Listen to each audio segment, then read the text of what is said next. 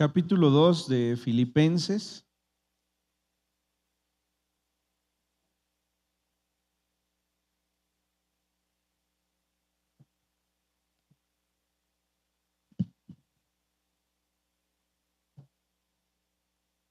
Dice el versículo 5: haya pues en vosotros este sentir que hubo también en Cristo Jesús, el cual siendo en forma de Dios, no estimó el ser igual a Dios como cosa a que aferrarse, sino que se despojó a sí mismo, tomando forma de siervo, hecho semejante a los hombres, y estando en la condición de hombre, se humilló a sí mismo, haciéndose obediente hasta la muerte y muerte de cruz. Señor, te damos gracias porque nos permites reunirnos. Te rogamos que la palabra que está escrita y que hemos de leer este día sea, Señor, un motivo suficiente para poder exaltar y glorificar tu nombre. Lleva nuestro corazón a adorarte con la profundidad de nuestro sentir y de nuestro pensar, para que, Señor, de esta forma seamos obedientes y seamos, Señor, hijos que te agradan en todo momento. Te damos gracias por ello en tu nombre, Jesús. Amén. Bien, pues hemos de recordar lo que está escrito en el capítulo 1. Lo veíamos hace una semana, en donde Pablo dice, bueno, yo quisiera estar con mi Señor, ¿no? Yo quisiera estar con Cristo Jesús. Sin embargo, si el estar aquí, el permanecer aquí, es de edificación y ayuda para todos ustedes, entonces no sé qué elegir, ¿no?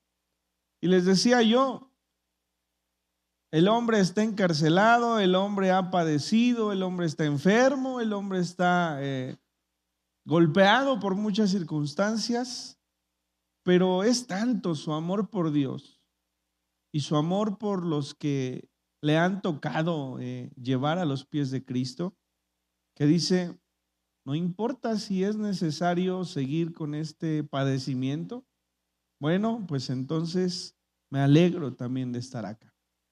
Y entonces el capítulo 2, y por eso era necesario recapitular esta parte, dice el primer versículo: por tanto, si hay alguna consolación en Cristo, si algún consuelo de amor, si alguna comunión del Espíritu, si algún afecto entrañable, si alguna misericordia, completad mi gozo sintiendo lo mismo, teniendo el mismo amor, unánimes, sintiendo una misma cosa.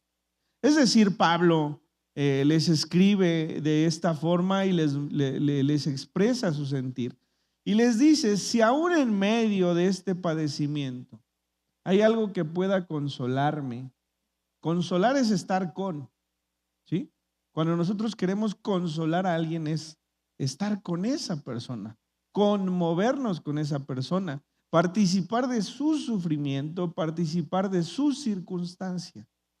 Entonces Pablo dice, si hay alguna consolación, si hay algún consuelo de amor, si alguna comunión del Espíritu, si algún afecto entrañable, si alguna misericordia, es decir, si ustedes quieren corresponder a lo que les acabo de expresar, hay algo que puede consolar y alegrar su corazón. Y eso que puede consolar y alegrar su corazón es sintiendo lo mismo. O sea, entre ustedes como iglesia quieren consolarme a mí, Pablo, que estoy padeciendo, y quieren traer alguna palabra que anime mi corazón, quieren hacer algo que ayude. Eso es lo que hacemos, ¿no? A veces platicamos con el que está en desgracia y dime, ¿qué te puedo ayudar? ¿Cómo puedo servirte? ¿Cómo te acompaño en esto que te duele? Ah, bueno, pues Pablo dice, si quieren completar mi gozo, si sintiendo lo mismo lo pueden hacer, teniendo al mismo amor entre ustedes, unánimes, sintiendo una misma cosa, todo eso puede consolar mi corazón.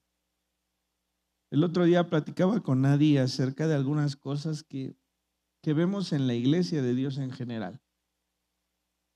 Y yo le decía a Adi, es que esto no es nuevo.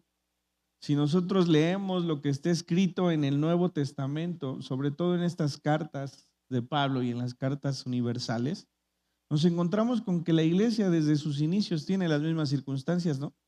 ¿Por qué nos tienen que hablar tanto de amor? Porque no hay amor. ¿Por qué nos tienen tanto que hablar de que no hable el uno del otro? Porque hay habladuría dentro de la iglesia los unos por los otros. ¿Por qué nos tienen que hablar tanto, nos tienen que escribir tanto de enseñanzas que no son acorde a la doctrina que nosotros practicamos? Porque eso estaba inmerso en la nueva iglesia. Si nosotros abrimos bien los ojos, en la iglesia del Señor en este tiempo, existe, porque siempre ha existido y porque me temo que seguirá existiendo.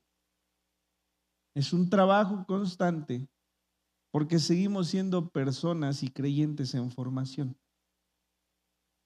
Nosotros no hemos sido transformados a la semejanza de Jesucristo. Es un proceso y ese proceso es el proceso de santificación. ¿Sí? No es lo mismo que seamos santos, que somos apartados, a que nosotros como creyentes día a día llevemos un proceso de perfección hacia nuestro Dios. Entonces, la iglesia no puede verse de otra manera, o no será de otra manera, porque seguimos siendo personas que siguen su camino de la perfección hasta llegar a la estatura de nuestro Señor Jesucristo. Ni uno de ustedes, ni ustedes, ni yo, hemos alcanzado esa santificación porque es un proceso que llegará cuando el Señor Jesucristo venga por su iglesia. Antes no. Entonces, debemos entender que dentro de todo nuestro ámbito siempre habrá diferencias entre los unos y los otros. ¿Sí? No quiere decir que lo aceptemos y digamos, bueno, pues es que nos estamos perfeccionando, pues aguántate, ¿no? No, lo que quiere decir es que cada uno tiene un camino distinto. Sí, a lo mejor lo que nosotros ya superamos, cada uno en nuestra persona, para el otro aún le cuesta trabajo, ¿no? A veces quisiéramos decirle, pues es que aquí es así, ¿no? No, todos llevamos un camino distinto. De los 7 hijos de mi padre, todos fuimos educados de la misma manera y enseñados de la misma manera. Y unos más que otros vivimos circunstancias por nuestras propias decisiones, porque fuimos enseñados igual, pero cada uno decidió diferente, ¿no? Le preguntaban a mamá que cuál era el más latoso de chiquito. Yo luego dije, pues yo creo que David, de chiquito, porque ya de la edad adulta hacia adelante yo creo que sí le gané la carrera a mi hermano, ¿no? Pero fuimos enseñados igual, ¿no? Entonces, hay un proceso de santificación que como creyentes debemos entender. Por tanto, la iglesia tiene que apegarse lo más que se pueda a lo que Jesucristo es. Pero también apegarse es entender que Jesucristo fue manso y que Jesucristo fue amoroso y que Jesucristo perdonó todo lo que le hicieron, ¿no? Esa es la forma en la que nosotros tenemos que ser. Así que cada uno enfóquese en sí mismo, no nada más como congregación, en nuestras propias familias, ¿no? Y dice, completad mi gozo sintiendo lo mismo, teniendo el mismo amor, unánimes, sintiendo una misma cosa. Si nosotros como iglesia buscamos con reverencia a nuestro Dios, nuestro pensamiento se irá haciendo uno mismo y esto traerá bendición para todos. Si nosotros adoramos de la misma manera, y no me refiero a que todos a la de 3 levantamos las manos, ¿no? No, si nosotros de corazón buscamos todos a Dios, Dios va a empezar a hablarnos de la misma forma, ¿sí? Porque esa es la comunión de la iglesia. Pero lo primero que debe estar claro entre nosotros es que debe haber amor, ¿sí? Y amor todos, ahora sí que todos por todos, ¿no? Todos por todos. Dice Pablo, déjense, o sea, ni me traigan, ni me ayuden, ni me digan, ustedes sean uno solo. Ya les decía yo, el Señor Jesucristo les ordenó que esperasen todos juntos hasta que viniese la promesa del Espíritu Santo sobre sus vidas. Y dice el libro de los Hechos, y cuando estaban todos juntos, unánimes, entonces el Espíritu Santo vino. ¿Sí? La unión de la iglesia es algo primordial para el crecimiento espiritual de todos. Dice el versículo 3, nada hagáis por contienda o por vanagloria, antes bien con humildad, estimando cada uno a los demás como superiores a él mismo. La humildad, hermanos, tiene que ver con la manera en la que nosotros vemos a los demás. Dice estos versículos que debe haber humildad. Y fíjense que le está hablando a la iglesia, ¿no? Lo cual quiere decir que había egoísmo y que había vanagloria dentro de la iglesia. Y lo recalco, hermanos, porque está hablando de cosas sagradas. Imagínense que yo escuche el estudio con Daniel el día jueves y nada más esté buscando en qué se equivoca, o él esté buscando ahorita en qué me equivoco yo. No es correcto y no es edificante para la iglesia. Por eso yo les digo, oremos por ellos, porque es responsabilidad el dirigir a la iglesia y para que Dios les bendiga y les dé sabiduría. Y lo mismo tendríamos que hacer con los de la alabanza, y lo mismo tendríamos que hacer con los maestros de escuela dominical, y lo mismo tendríamos que hacer con todos nosotros, ¿sí? Porque lo que tenemos que buscar es el crecimiento de la iglesia. No que alguien diga, ay, ahora sí, el hermano David predicó bien suave, ¿no? Es que como que hoy no me gustó la predicación, póngale el nombre que quiera, ¿no? Del pastor. No, nuestra tarea es buscar edificarnos los unos a los otros. Si nosotros empezamos a orar por lo que Dios permite que en este lugar se enseñe, hermanos, creceremos nosotros mismos espiritualmente. Y entonces Pablo le está dando una instrucción a estos. Tienen que permanecer en amor, en unanimidad de pensamiento, dejando la vanagloria y dejando la contienda entre ustedes, viendo con humildad el uno al otro, dice, estimando a cada uno de los demás como superiores a él mismo. Esa es la única forma de ser humildes. Pensando, dice, teniendo la estima de la otra persona como alguien mayor en conocimiento que yo. Ahora, yo les he puesto mucho este ejemplo y cada que pueda seré insistente en ello. Nadie sobre esta tierra puede llamarse humilde si toma un cántaro y lava los pies de su iglesia o su congregación, ¿eh?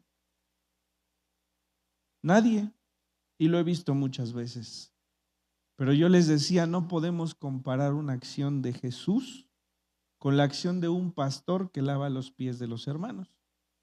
Y no porque tenga problema en ello, sino porque yo soy igual que ustedes. ¿Cuál es mi humildad? De lavarles a ustedes los pies. Si yo tengo en mi pensamiento el saber que soy igual que ustedes. Eso no es ser humilde. ¿Por qué en Jesucristo se aplica? Porque Él era Dios. Y en este mismo capítulo nos lo enseña. Él no estimó el ser igual a Dios. Él era Dios. Él sí tuvo esa humildad. Porque no sé si sea la palabra correcta, el rebajarse de ser una deidad a ser un hombre y lavar los pies de sus discípulos. Bajo ninguna circunstancia es comparable el que cualquier hombre le lave los pies a otro hombre a que el mismo Jesús haya lavado los pies de sus discípulos. Entonces, creo que hay actitudes más cercanas a nosotros mismos que demuestran que podemos ser humildes para con los demás, pero no algo así. Así que dice este versículo 3, que no haya contienda o vanagloria, antes bien con humildad, estimando a cada uno a los demás como superiores a él mismo. No mirando a cada uno por lo suyo propio, sino cada cual también por lo de los otros. ¿Sí? Empecemos a ver a nuestra iglesia como parte nuestra, como parte de todos nosotros. Así como cuando sentimos a nuestra familia y amamos a nuestra familia y procuramos a nuestra familia, debemos procurar a la congregación. Haya pues en vosotros este sentir que hubo también en Cristo Jesús, el cual siendo en forma de Dios, no estimó el ser igual a Dios como cosa a que aferrarse, sino que se despojó a sí mismo, tomando forma de siervo, hecho semejante a los hombres, y estando en la condición de hombre, se humilló a sí mismo, haciéndose obediente hasta la muerte y muerte de cruz. Hay una doctrina en la iglesia cristiana, en la hojita que les dieron en el último párrafo, tiene con mayúsculas la palabra kenosis. Esa palabra kenosis es el origen de una doctrina que es la doctrina de la encarnación del Señor Jesucristo. Y esa enseñanza, esa doctrina nos muestra que el Señor Jesucristo fue verdadero hombre, como la misma palabra lo dice. Y al ser verdadero hombre, quiere decir lo siguiente, que era verdadero Dios y que las cualidades y que la esencia que tenía en Dios, dice, se despojó a sí mismo. Nadie se lo quitó. Él mismo dejó esa deidad temporalmente para poder ser un hombre verdadero, es decir, un hombre que pasó las vicisitudes de cualquiera de nosotros. Eso incluye la tentación de la cual el mismo Evangelio nos muestra.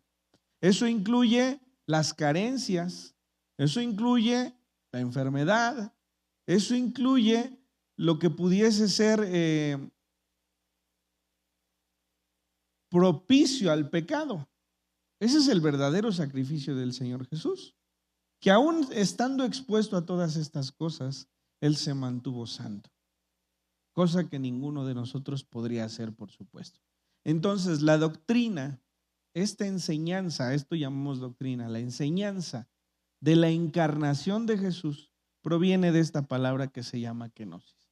Ahora, en la siguiente parte, en la siguiente hoja, hay solamente 6 puntos en los cuales podemos enfocarnos, hermanos, para entender de qué se despojó el Señor Jesucristo. ¿Sí? Siendo Dios, dice, se despojó a sí mismo, es decir, dejó esa esencia de ser Dios. Y solamente puedo poner aquí estos 6 puntos, que por supuesto son tomados de algunos comentarios, incluyendo esta Biblia de estudio, y que por supuesto también son de una limitantemente, ¿no?, de nuestro pensamiento. Por supuesto que no hay cosas que no terminamos de entender y de conocer, pero por lo menos a palabras de cualquier hombre podemos ver estas 6 cosas que el Señor Jesucristo dejó. Primero, el número 1 dice la gloria celestial, y hay una explicación de ello. Mientras estuvo en la tierra, renunció a su relación cara a cara con Dios. Si empezamos a buscar entender esto, el ser humano no puede estar cara a cara con Dios. Y Cristo, al ser encarnado, tuvo que dejar esa relación con su Padre. Esa relación que tenía, digamos, cuando son la misma esencia, que son Dios Padre, Espíritu e Hijo, digamos, hablando en la misma mesa, tuvo que venir a esta tierra y orar como cualquiera de nosotros para dirigirse a su Padre. ¿Sí me explico? Dejó esa característica de poder visualizarse con Dios Padre de una manera presencial por venir a esta tierra a ser un hombre como nosotros. De eso es de lo primero que se despojó. El número 2, autoridad independiente. Durante su encarnación, Cristo se sometió por completo a la voluntad de su Padre.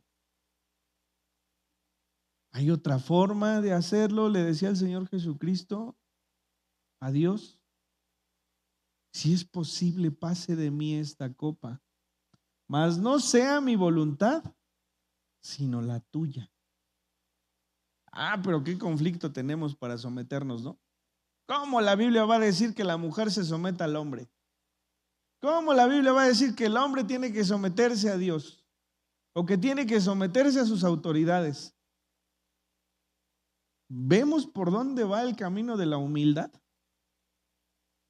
Si Jesús mismo se despojó de ser Dios y sometió su voluntad a la voluntad del Padre, ¿qué nos hace pensar a nosotros que somos más que el mismo Jesucristo para no someternos a Dios de alguna forma? Punto número 3, prerrogativas divinas. Puso a un lado el despliegue voluntario de sus atributos divinos y se sometió a la dirección del Espíritu. Cuando el Señor Jesucristo fue bautizado, dice que cuando Juan el Bautista lo bautizó, se oyó una voz del cielo que decía: este es mi Hijo amado en el cual tengo complacencia. Y sobre él vino el Espíritu Santo en forma de paloma, siendo los dos testigos que se requerían para decir una verdad. Cuando nos casamos nos piden 2 testigos, ¿no? O cualquier situación nos piden 2 testigos. Estos testifican que es verdad lo que se está escribiendo. Y esa voz que decía: este es mi Hijo amado, al haber los 2 testigos que son el Padre por medio de su voz y el Espíritu Santo por medio de su presencia, confirmaban que Jesús era Dios. Pero que sin embargo, aún siendo Dios, se había despojado de esa autoridad de Dios para someterse a la voluntad del Padre y a la dirección del Espíritu Santo. ¿Sí?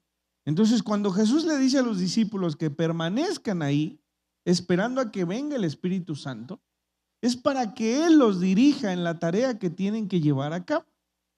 Por eso nosotros como iglesia, hermanos, debemos buscar que Dios nos dirija a través de su Espíritu Santo. Y créanme, no todos vamos a tener la bendición de escuchar la voz de Dios. Yo creo que unos cuantos. No todos lo vamos a tener así.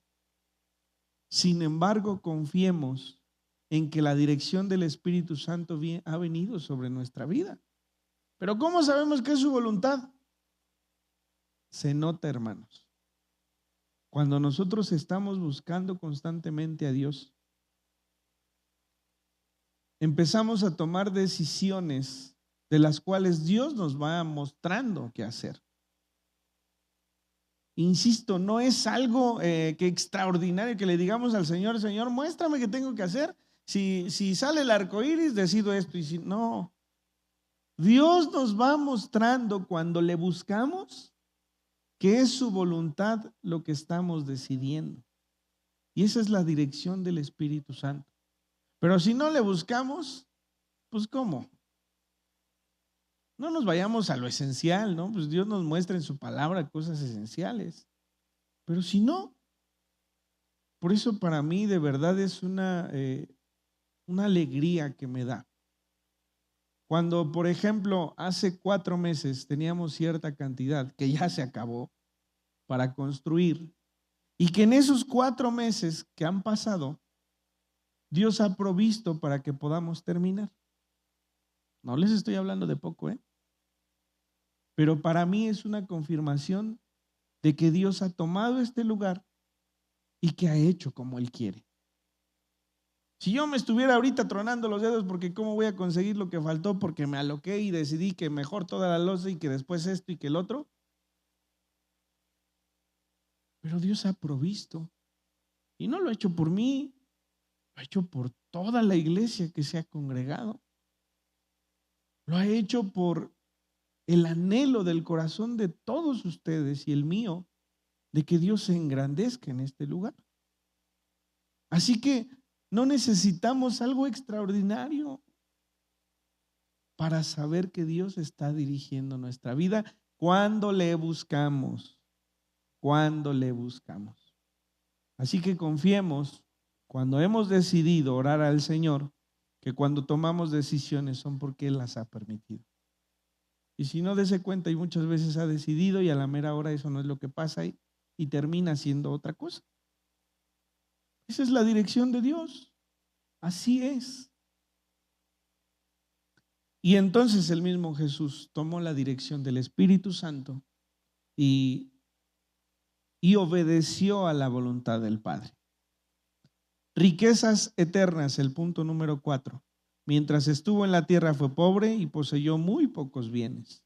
La fiesta de los tabernáculos que se expresa en el Levítico, se dice que se ha cumplido en la venida del Señor Jesucristo, porque habitó en tiendas, ¿no? Habitó en tabernáculos.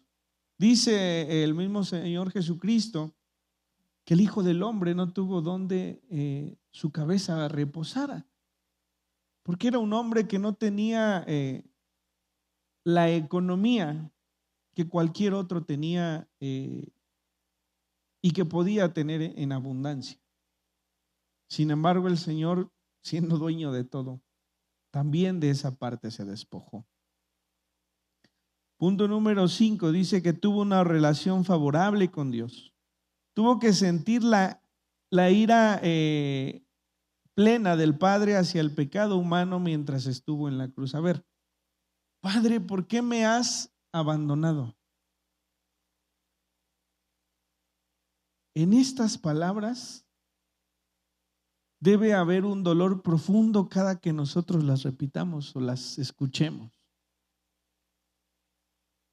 Es tanta la pureza de Dios que cuando el Hijo llevó el pecado de todos nosotros, hubo una separación, porque Dios no podía habitar cercano al pecado, y eso incluyó a su Hijo. Descendió solo al abismo. Eso ni siquiera nosotros lo hemos sentido, porque la misericordia de Dios fue tan grande que el Señor Jesucristo sufrió esa separación para que nosotros, quienes creemos en Él, no sintamos lo que es estar alejados de Dios. Así que no pudo tener una relación favorable con Dios porque el pecado estorbaba entre el Padre y su Hijo. Ese es el significado del Evangelio, ¿eh? Jesucristo padeció lo que nosotros teníamos que haber padecido para que no haya una separación entre el Padre y todos los que hemos creído en su nombre. De eso se despojó Jesucristo. Y dice el número 6, fue un siervo verdadero. Así como Pablo habla de que Jesús era igual en esencia a Dios, ¿sí? Cuando vino en esencia fue siervo. Es decir, fue completamente un ser humano al servicio de Dios. Fue completamente un humano en servicio por todos los que con él habitaban. ¿Sí? Fue verdadero Dios y verdadero hombre, dice la Escritura. Sus características fueron las mismas de las que cualquiera que ha pisado la tierra. Sufrió hambre, sufrió frío, sufrió enfermedad. Bueno, que la Biblia no nos lo diga, no quiere decir que no haya sucedido. Pero si vivió alrededor de 33 años, 30 y por ahí, todo lo que padecemos nosotros, Él lo padeció. Y nos describe las tentaciones, insisto, y nos describe muchas cosas. El sufrimiento, el llanto, sufrió el tener que someter su voluntad a la voluntad de Dios. Eso a veces nosotros no lo sufrimos, ¿eh?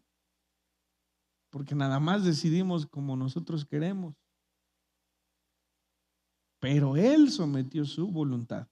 Entonces, repito otra vez, dice, haya pues, versículo 5, en vosotros este sentir que hubo también en Cristo Jesús, el cual siendo en forma de Dios no estimó ser igual a Dios como cosa a que aferrarse, sino que se despojó a sí mismo, pensemos en estas cosas, tomando forma de siervo. O sea, si dice que fue igual a Dios y tomó forma de siervo, entonces dejó de ser igual a Dios en ciertas características. Bueno, y entonces, ¿por qué había milagros y prodigios a través de él? Porque el Espíritu Santo había venido sobre él. Si nos vamos al inicio de la iglesia, cuando viene el Espíritu Santo sobre los que estaban reunidos, y dice que incluso a través de su sombra los hombres sanaban. No sanaban ellos, sanaba el Espíritu Santo. ¿Sí? Cuando el Señor Jesucristo vivía estos milagros, eran porque el Espíritu Santo reposaba sobre él. ¿Sí? Entonces, dice que estando en la condición de hombre, versículo 8, se humilló a sí mismo, haciéndose obediente hasta la muerte y muerte de cruz, hasta la muerte que lo separaría de su Padre. Por lo cual, por haber decidido que su voluntad se sometiera a la voluntad del Padre, por lo cual Dios también le exaltó hasta lo sumo y le dio un nombre que es sobre todo nombre, para que en el nombre de Jesús se doble toda rodilla de los que están en los cielos y en la tierra, debajo de la tierra, y toda lengua confiese que Jesucristo es el Señor, para gloria de Dios Padre. Esto es un acto profético de lo que habrá de suceder. Nosotros creemos que los condenados no habrán de reconocer que Jesucristo es Dios, pero esta palabra nos enseña que todos los ángeles, todos los que hayamos creído, todos los que se hayan condenado, todos los demonios, todos el mismo Satanás, todos doblarán su rodilla confesando que Jesús es el Señor. Ahora, esta confesión puede ser en gloria o puede ser en condenación, como lo decíamos la semana anterior. ¿Confesaremos los creyentes en gloria que Jesucristo es el Señor? ¿O confesarán los condenados que Jesucristo es el Señor? Esto es un reconocimiento que ha de haber. Todos los que dicen que Dios no existe van a doblar sus rodillas diciendo que Jesucristo es el Señor, aunque demasiado tarde para ser salvos. ¿Sí?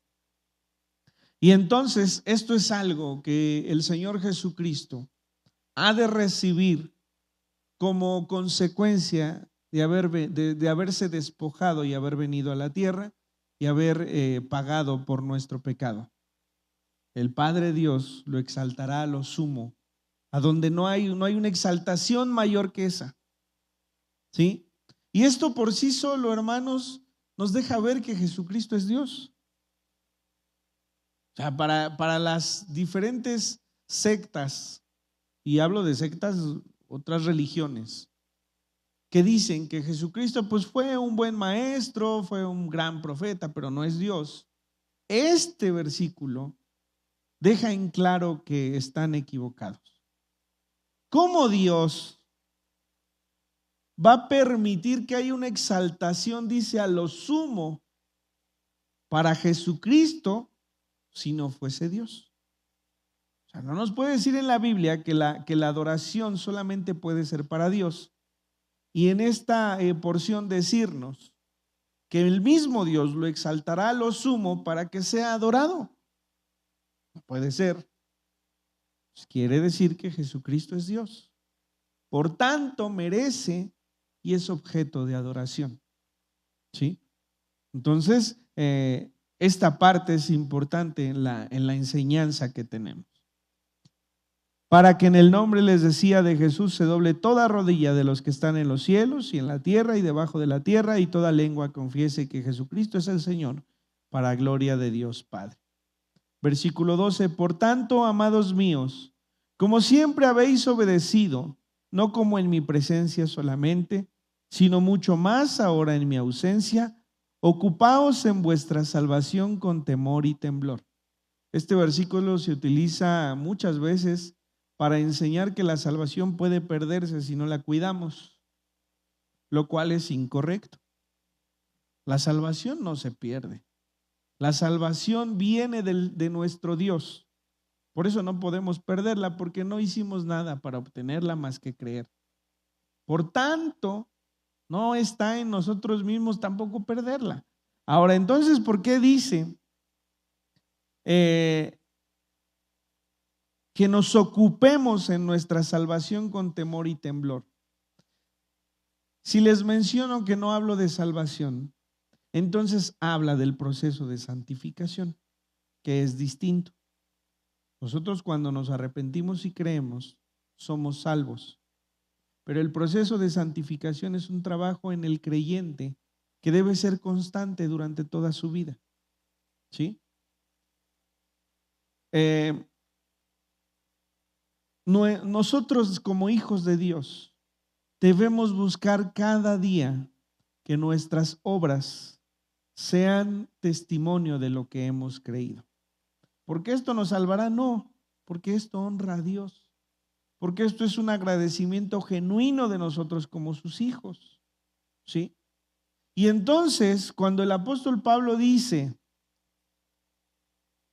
que seamos obedientes, como cuando él dice, sed obedientes como cuando estoy presente, no como en mi presencia, dice solamente, sino mucho más ahora en mi ausencia. Es que nosotros, o en ese tiempo, los creyentes, obedezcan siempre, aunque no haya quien les esté diciendo, ¿no? Cuando mi papá estaba, trataba, ¿no? De que la rectitud propia frente a él, pues fuese digna, ¿no? De lo que él me enseñaba. Pero en la ausencia de él, ciertamente no tenía esa misma obediencia. Entonces Pablo dice, sed obedientes en mi presencia, pero también en mi ausencia. Seamos obedientes cuando estamos en el templo y cuando estamos fuera del templo. Busquemos honrar y adorar a Dios cuando estamos reunidos y cuando no lo estamos. Seamos constantes, dice, con temor y temblor. Y con temor y temblor no es de decir, si no me porto bien, Dios me va a quitar la salvación. No. Nuestro temor y temblor debe ser en el sentido de saber que nuestro Dios está en todos lados. Que nuestro Dios es consciente de nuestra adoración en nuestros actos. Si nosotros creemos que Dios, que leemos en la palabra, creó los cielos y la tierra, y que nuestro Dios, hablando de Jesucristo, se despojó a sí mismo para padecer por nosotros, aún con el precio de estar alejado de Dios Padre en un momento, eso debe llenarnos de un temor reverencial que nos haga comportarnos como nuestro Dios merece que sus hijos se comporten. ¿Sabe? Cuando nosotros busquemos de esta manera a Dios, ni siquiera nos va a preocupar si perdemos o no perdemos algo. Porque Él mismo nos llevará a adorarle de esta forma. ¿Por qué estoy tan cierto de esto? Porque los siguientes versículos lo dejan claro. Dice el versículo 13, porque Dios es el que en vosotros produce así el querer como el hacer por su buena voluntad. Es decir, si usted tiene una actitud que ha tenido por muchos años y de repente empieza a sentir que es una actitud equivocada, es porque el mismo Dios lo ha puesto en su corazón. Y entonces de repente ya quiero comportarme de otra manera, ¿no? Dios ha puesto en nuestro corazón el querer, también ha puesto en nosotros el hacer. Intentemos una vez, no pudimos, intentemos otra vez, hasta que Dios nos permita que esa actitud sea borrada de nuestra vida. Haced todo sin murmuraciones y contiendas. La murmuración es hablar bajito, ¿no? Sigue hablando en el entorno de la iglesia. Haced todo sin murmuraciones y contiendas, para que seáis irreprensibles y sencillos, hijos de Dios sin mancha, en medio de una generación maligna y perversa. Cuando leía el comentario y encontré la palabra maligna, dice que la palabra maligna viene de algo que está desviado. Y se comenta así de una enfermedad en la columna que está desviada. La columna es el centro de nuestro cuerpo para darnos equilibrio de un lado a otro, ¿no? Entonces, una generación maligna es una generación que está desviada, ¿sí? Es una generación que está, por supuesto, alejada de Dios y que tiene un camino que no es recto, que no va en dirección de Dios. Y dice que nosotros tenemos que ser irreprensibles y sencillos, hijos de Dios sin mancha, en medio de una generación maligna. Nosotros tenemos que estar en medio de una generación que está desviada y perversa, en medio de la cual resplandecéis como luminares en el mundo. Es nuestra obligación como hijos de Dios ser diferentes a lo que nuestro contexto existe. ¿Sí? Si hoy, por ejemplo, nuestro contexto nos muestra generaciones en las cuales hay una desviación en lo más simple, ¿no? En el ser hombre o mujer, pues nosotros tenemos que ser rectos en ese pensamiento para ser quienes iluminen el camino de todos estos que están en perversidad. ¿Sí? Nosotros debemos con nuestra actitud mostrar que hay y que debe haber rectitud en los hijos de Dios. Por lo que puedan decir o no de nosotros, no. Porque si en alguna manera queremos alcanzar a aquellos, nuestras acciones van a hablar más de lo que les podamos decir. Es así. Debemos buscar ser congruentes con lo que muchas veces les hemos dicho. Asidos de la palabra de vida, para que el día de Cristo yo pueda gloriarme de que no he corrido en vano, ni en vano he trabajado. ¿Para qué había corrido el apóstol Pablo? Para predicar el evangelio. ¿Cuál era su objetivo? Que todos quienes escucharan este evangelio salvaran su vida. ¿Cuándo? El día de Cristo. El día que Jesucristo venga, todos los creyentes habrán de ser salvos. Entonces dice Pablo, para que ese día de Cristo, ese día en el que Él venga, haya valido la pena mi carrera y haya trabajado y no lo haya hecho en vano, ustedes deben ser salvos. ¿Y cómo pueden serlo? Dice, asidos de la palabra. La palabra asirse es tomar, ¿sí? Asidos de la palabra, tomen la palabra, tomen el evangelio, háganlo parte de su vida, háganlo parte de su día a día. Ármense de la armadura de Dios para que cuando Cristo venga, entonces haya valido la pena, ¿sí? Y aunque sea derramado en libación sobre el sacrificio y servicio de vuestra fe, me gozo y regocijo con todos vosotros, y asimismo gozaos y regocijaos también vosotros conmigo. Aunque haya sacrificio en mi vida, dice Pablo, aunque haya dolor, aunque haya encarcelamiento, todo habrá valido la pena si cuando venga el Señor, todos ustedes que han escuchado, han creído y entonces puedan hallar la salvación en Cristo Jesús. ¿Sí? Así que hermanos, bueno, este capítulo sin duda como muchos otros o como toda la palabra del Señor, debe ser fundamento en nuestra vida como creyentes. El hecho de entender que Jesucristo se hizo hombre en su totalidad es una doctrina que debemos tener. Porque cualquiera diría, pues, si era Dios, pues podía haber padecido todo lo que padeció y no pasa nada. No, el problema es que lo padeció habiéndose despojado de su deidad para atravesar como un hombre sobre esta tierra. Padecer sobre esta tierra como un verdadero hombre, no como Dios, como un verdadero hombre. Así que esta es una de las doctrinas que deben ser fundamento en nuestra vida.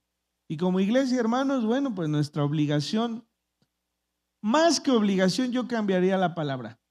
Nuestro anhelo debe ser que estemos unánimes, debe ser que tengamos un mismo pensamiento y un mismo amor entre todos nosotros, para que todos aquellos que nos ven y escuchen en algún momento puedan entregar su vida a Dios.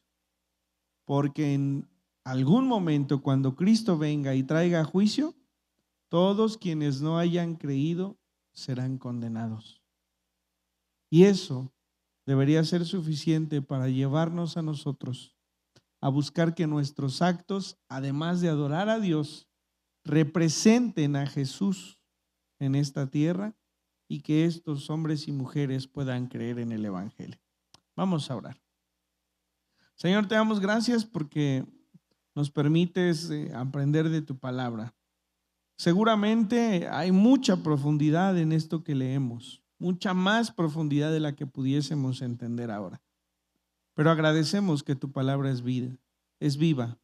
Por ello, Señor, entiendo que el volverla a leer y volver a meditar sobre ella y volver a escudriñarla traerá más luz de lo que hasta ahora has podido traer a nuestra vida. Permite, Señor, que nuestros actos puedan ser acordes al pensamiento, Señor, de saber quién eres tú y el sacrificio que tú decidiste hacer por nosotros.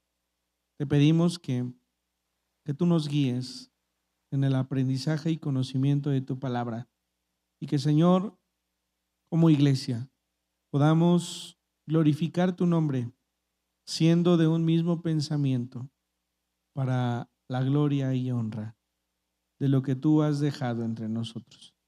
Te damos gracias por ello y oramos en el nombre de nuestro Señor Jesucristo. Amén.